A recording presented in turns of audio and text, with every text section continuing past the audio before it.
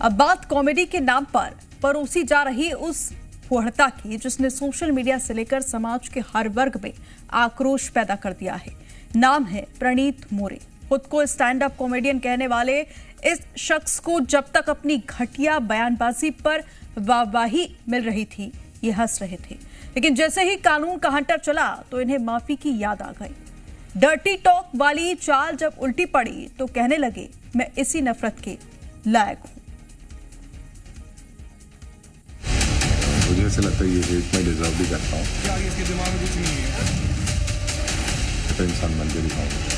खुद को stand up comedian कहने वाले प्रणीत मोरे इन दिनों अपनी किसी कलाकारी के लिए नहीं बल्कि अपनी बेहद घटिया और संवेदनहीन बयानबाजी के लिए कानूनी शिकंजे में है। विवाद एक नहीं, विवाद दो है। पहले हिमांशु जांगड़ा के साथ मिलकर 370 वाली बिरयानी पर विवादित टिप्पणी की गई और हद तो तब हो गई जब इनके शो में आई एक महिला डॉक्टर सेजल पवार ने पुरुषों के शवों के प्राइवेट पार्ट को लेकर ऐसा भद्दा मजाक किया जिसे कोई सभ्य समाज तो क्या एक परिवार एक साथ बैठकर सुन भी नहीं सकता।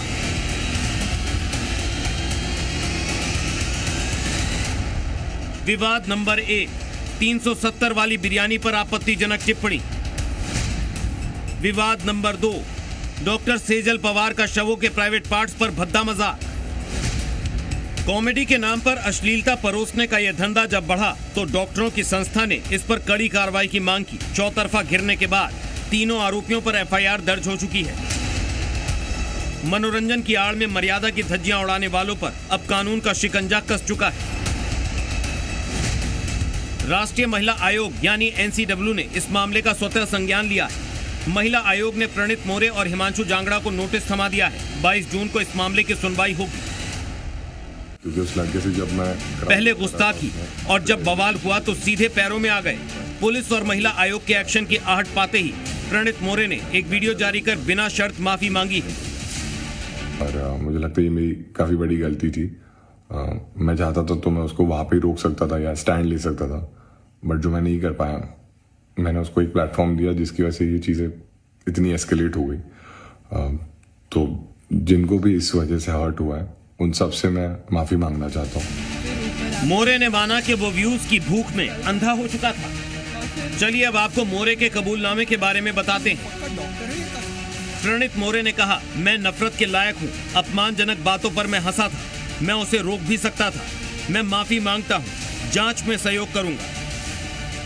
सिर्फ मोरे ही नहीं, पुरुषों के शवों पर असंवेदनशील टिप्पणी करने वाली डॉक्टर सेजल पवार ने भी हाथ जोड़कर वीडियो जारी कर बिना शर्त माफी मांग ली है। लेकिन सवाल वही है, क्या सोशल मीडिया पर चंद तालियों और कुछ व्यूज के लिए किसी की अस्मिता का सरेआम मजाक उड़ाना और बाद में एक वीडियो बनाकर माफी मांग लेना काफी है? सवाल बड़ा है और इसका जवाब मिलना जरूरी है। अभिव्यक्ति की आजादी और कॉमेडी के नाम पर शवों तक को ना बख्शने वाली इस फुहड़ता पर अब फुल स्टॉप लगना ही चाहिए। देखना होगा कि 22 जून को महिला आयोग की सुनवाई और पुलिस की एफआईआर के बाद इन कथित कॉमेडियंस पर क्या सख्त कार्रवाई होती है, ताकि भविष्य में कोई भी व्यूज के लिए मर्यादा की सीमा लांघने की हिम्मत ना करे। ब्यूरो रिपोर्ट, जी मीडिया।